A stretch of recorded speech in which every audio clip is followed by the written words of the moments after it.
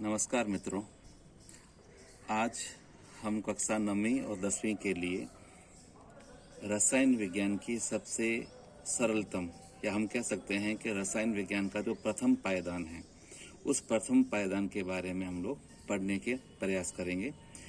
सब जानते हैं कि अगर हमें अंग्रेजी सीखनी है तो अंग्रेजी सीखने के लिए सबसे पहले हमें अल्फ़ाबेट यानी अंग्रेजी की वर्णमाला को याद करना पड़ता है। अंग्रेजी की वर्णमाला याद हो जाती है तो उसके पश्चात हम छोटे छोटे शब्द बनाते हैं और शब्द बनाना सीख जाते हैं तो उसके पश्चात हम लोग सेंटेंस बनाना सीखते हैं। उसी प्रकार से हमारी रसायन विज्ञान के अंदर विभिन्न प्रकार के रासायनिक पदार्थ होते हैं, तत्व होते हैं, यौगिक होते हैं। तो इन तत्वों और यौगिकों को किस प्रकार से हम शॉर्ट भाषा में हम कह सकते हैं कि छोटी सी या छोटे से रूप के अंदर एक प्रतीकों के अंदर किस प्रकार से उनको रिप्रेजेंट कर सकते हैं उसके बारे में हम लोग पढ़ेंगे। जैसे हम लोग कहते हैं तत्व हम लोग पढ़ चुके हैं। तत्व का तात्पर्य होता है एक ही प्रकार के परमाणुओं से बने हुए पदार्थ, जैसे सोना है, चांदी है, ऑक्सीजन है, ये सारे के सारे तत्व है। तो इन तत्वों के नाम लिखना, छोटे रूप में लिखना, उसको हम कहते हैं प्रतीक कहते हैं।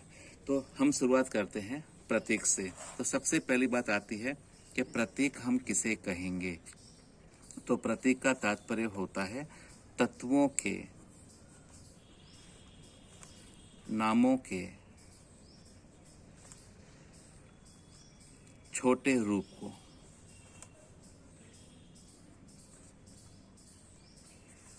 प्रतीक कहते हैं। यानी तत्वों का जो नाम है उन नामों को जब छोटा रूप होगा, वो छोटा रूप किसी भी रूप में हो सकता है। हम ये भी कह सकते हैं कि प्रतीक जो है वह तत्वों को दर्शाने वाला एक चिन्ह है, उसको हम कह सकते हैं प्रतीक। अब ये प्रतीक देने के लिए विभिन्न प्रकार के वैज्ञानिकों ने अलग अलग प्रकार के सिद्धांत दिए थे, मत दिए थे, विधियां दी थी। जैसे जब प्रतीकों की खोज हुई थी तो जब तत्वों की खोज हुई थी तो खोज के समय कौन सा तत्व किस स्थान से ढूंढा गया था, उस स्थान के नाम के आधार पर, खनिज के आधार पर, देवी देवताओं के नाम के आधार पर उनके प्रतीक बनाए गए थे। जैसे पुराने समय की बात करें तो पुराने समय के अंदर जो कॉपर यानी तांबा था, तांबा चूंकि लाल रंग का होता है तो इसका प्रतीक मंगल ग्रह से दर्शाया गया था। मंगल ग्रह।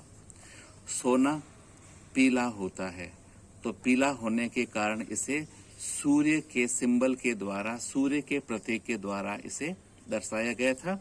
इसी प्रकार से जो चांदी है, चांदी चूंकि सफेद रंग की रजत यानी सफेद धवल होती है तो इसे चंद्रमा के द्वारा दर्शाया गया था। तो पुराने जमाने के अंदर जब प्रतीक खोजे गए थे तो प्रतीकों का नामकरण होने के पश्चात उनके प्रतीक जब बनाए गए थे, तत्वों के प्रतीक बनाए गए थे, तो वे देवी देवताओं के नाम के आधार पर, ग्रहों के नाम के आधार पर या जिस स्थान पर खोजे गए थे उस स्थान पर कौन सा खनिज है, किस प्रकार का है, इस आधार पर उनके नामकरण और उनका प्रतीक दिया गया था। पुराने जमाने के अंदर यूनान के अंदर, ग्रीस के अंदर जो कीमियागर होते थे वे तत्वों के प्रतीक देने का कार्य करते थे। एक डाल्टन नाम के वैज्ञानिक हुए थे। डाल्टन ने भी तत्वों के प्रतीक बनाने की प्रणाली दी थी।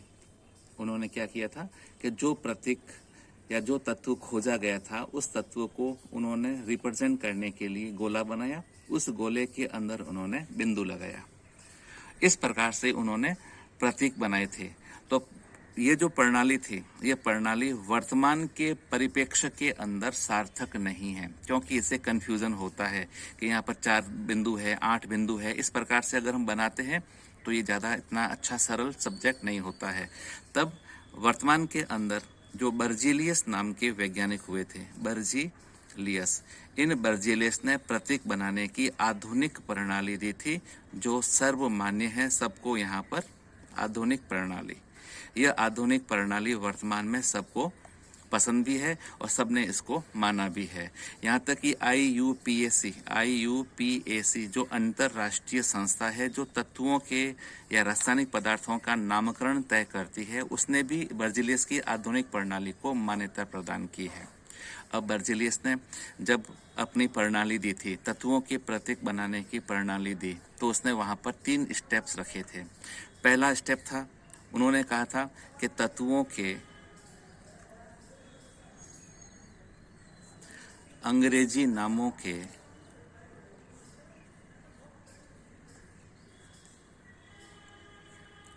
प्रथम अक्षर को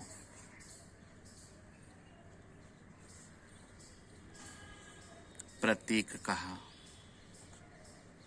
या उसे प्रतीक माना। कैसे? जैसे हम लिखते हैं हाइड्रोजन। अब ये हाइड्रोजन है, ये HY, हाइड्रोजन की स्पेलिंग। अब चूंकि हाइड्रोजन H से स्टार्ट हो रहा है तो इसका प्रतीक मान लिया गया H। उसी प्रकार से कार्बन, कार्बन C से स्टार्ट होता है तो इसका पहला अक्षर C, इसे मान लिया गया उसका प्रतीक। सर, एक कैपिटल अक्षर लिखना जरूरी है? हाँ, इसके लिए कैपिटल अक्षरों का ही प्रयोग होगा। तो तत्वों के अंग्रेजी नामों के प्रथम अक्षर को यहाँ पर कैपिटल अक्षर के साथ में रिप्रेजेंट करना है। नाइट्रोजन है तो नाइट्रोजन के लिए यहाँ पर NI, तो नाइट्रोजन के लिए यहाँ पर N का प्रयोग होगा। इस प्रकार से ऑक्सीजन है तो ऑक्सीजन के लिए O का प्रयोग होगा। बिल्कुल सिंपल भाषा में उन्होंने बताया था कि तत्वों के अंग्रेजी नामों के प्रथम अक्षर को प्रतीक कह सकते हैं और इन प्रतीकों को अंग्रेजी के कैपिटल लेटर से दर्शाना है। दूसरे चरण में उन्होंने बताया था, क्योंकि नए नए तत्वों की खोज हुई थी तो उनका नामकरण किया गया था, तो ऐसी बहुत बार ऐसी दिक्कत भी आई थी कि कुछ तत्वों के नाम अंग्रेजी के एक ही अक्षर से प्रारंभ होते हैं। जैसे मैं बता रहा हूं यहाँ पर, अनेक ऐसे तत्व होते हैं, अनेक तत्वों के नाम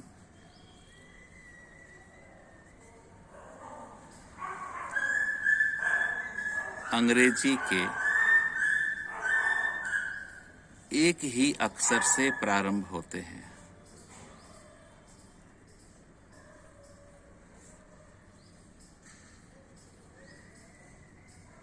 तो दिक्कत आई, अब क्या करें? तो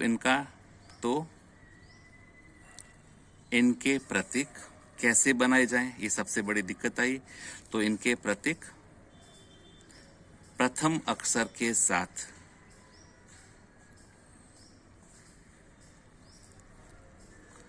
दूसरा या तीसरा या जो सूटेबल हो अक्षर के साथ मिलाकर उसका प्रतीक बनाया गया। जैसे यहाँ पर मैं उदाहरण ले रहा हूँ, जैसे कार्बन, कार्बन C से स्टार्ट हो रहा है, कैल्शियम C से स्टार्ट हो रहा है, कोबाल्ट C से स्टार्ट हो रहा है, क्लोरीन है, ये भी C से शुरू हो रही है। तो इनके प्रतीक कैसे होंगे? तो कार्बन है तो कार्बन को हमने C से रिप्रेजेंट पहले ही कर दिया था। अब कैल्शियम की बारी आई तो कैल्शियम C से स्टार्ट हो रहा है, लेकिन C पहले कार्बन के लिए आ चुका था। अब इसका कौन सा प्रतीक बना है? तब उन्होंने क्या किया कि पहले अक्षर के साथ में उन्होंने दूसरा, तीसरा, चौथा, पांचवा जो भी सूटेबल है उसको लेकर उन्होंने उसका प्रतीक बनाया। तो कैल्शियम के लिए उन्होंने Ca का प्रयोग किया, कोबाल्ट के लिए C और C के बाद में उन्होंने O का यूज किया, क्लोरीन के लिए उन्होंने C के साथ में L का यूज किया। इसी प्रकार से और भी है, जैसे बोरॉन है, बेरिलियम है, बेरियम है, ब्रोमीन है, तो इनके लिए उसी प्रकार से पहले अक्षर के साथ में दूसरा, तीसरा, चौथा जो अक्षर है उसको मिलाकर उन्होंने प्रतीक बनाए। अब यहाँ पर ध्यान रखना है कि जब इस प्रकार से दो अक्षरों के द्वारा किसी तत्व का प्रतीक बनाया जाए तो पहला अक्षर हमेशा कैपिटल होगा और दूसरा अक्षर जो है वो हमेशा कैसा होगा? स्मॉल होता है, इसे याद रखना है। जैसे ये कोबाल्ट है, कोबाल्ट को हमें C और O स्मॉल o से रिप्रेजेंट करना है, लेकिन अगर हमने इसको इस प्रकार से लिख दिया तो ये गलत हो जाएगा। क्यों गलत होगा? उसका कारण है कि यह कार्बन मोनोऑक्साइड गैस हो जाएगी, न कि कोबाल्ट होगा। इसलिए पहले अक्षर को हमेशा कैपिटल, दूसरे को स्मॉल लिखना है। और तीसरी जो सबसे इम्पोर्टेंट बात थी कि तत्वों के प्रतीक जो है, कुछ तत्वों के प्रतीक तत्वों के लैटिन नामों से लिए गए। लैटिन नाम तत्वों के लैटिन नामों से लिए गए। कुछ तत्वों के प्रतीक उनके लैटिन नामों से लिए गए थे। लैटिन भाषा यानी पुरानी यूनान की भाषा थी, उससे लिए गए थे। जैसे मैं बात करूं सोडियम, तो सोडियम की शुरुआत तो होती है S से, लेकिन इसका लैटिन नाम होता है नेट्रियम, तो इसका प्रतीक बनाया गया Na। अब यहाँ पर दिमाग में सवाल आ सकता है, प्रश्न आ सकता है कि सोडियम को नेट्रियम से रिप्रेजेंट करते हैं तो इसका प्रतीक N क्यों नहीं है? N इसलिए नहीं है कि N पहले नाइट्रोजन के लिए आ चुका था, तो पहले अक्षर के साथ में दूसरे अक्षर को मिलाकर। उसी प्रकार से यहाँ पर पोटेशियम है, तो पोटेशियम P से स्टार्ट होता है, लेकिन इसका लैटिन नाम है कैलियम, तो इसको K से रिप्रेजेंट करेंगे। सोना यानी गोल्ड, सोने का लैटिन नाम होता है ओरम, तो इसको AU से रिप्रेजेंट किया जाएगा। इसी प्रकार से है चांदी, चांदी को कहते हैं सिल्वर, S से स्टार्ट होता है, लेकिन इसका लैटिन नाम है अर्जेंटम, अर्जेंटम यानी इसको AG से रिप्रेजेंट करेंगे। इसी प्रकार से पारा, पारा यानी मरकरी, इसको हाइड्रेरजीरियम, हाइड्रेरजीरियम से रिप्रेजेंट करते हैं, तो इसका प्रतीक हो जाता है Hg। इस प्रकार से कुछ तत्वों के लैटिन नाम होते हैं, तो उन लैटिन नामों के पहले अक्षर को या पहले अक्षर के साथ में दूसरा, तीसरा, चौथा जो भी सूटेबल होगा उसको मिलाकर उन्होंने प्रतीक बनाए थे। तो ये जो प्रतीकों की बनाने की प्रणाली है ये इजी है, सरल है। अतः IUPAC international union for pure and applied chemist, इस संस्था ने बर्जेलियस की आधुनिक प्रणाली को मान्यता दी और इन प्रतीकों को बनाने के लिए ये सारा का सारा प्रोसेस किया। अब एक छोटी सी बात और ऐड कर लेते हैं कि प्रतीक जो होती है, इन प्रतीकों का महत्व क्या है।